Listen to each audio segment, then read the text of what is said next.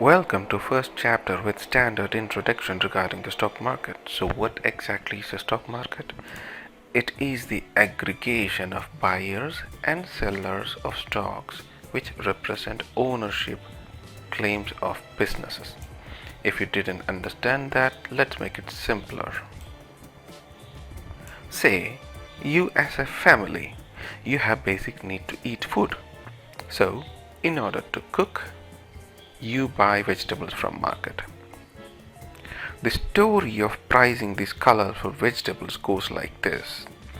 During rain, all vegetables are priced in nominal way because there is supply from farmers constantly. The price is cheaper. A family can chase the vegetables anytime they like, so no worries being a buyer. Whereas when there is low supply, guess what? Prices is automatically pumped up.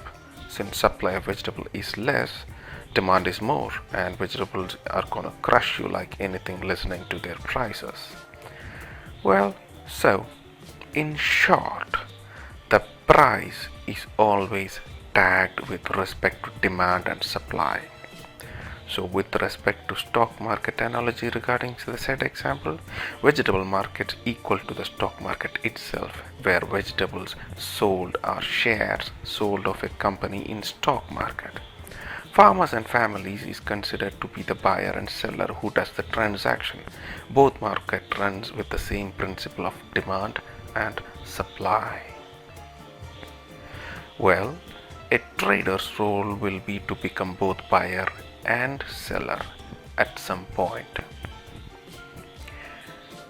He or she buys the shares of particular company expecting an up move. Say, after a time period he got a return twice of what he invested. He becomes a seller and sells the share that he purchased for a profit, which is awesome.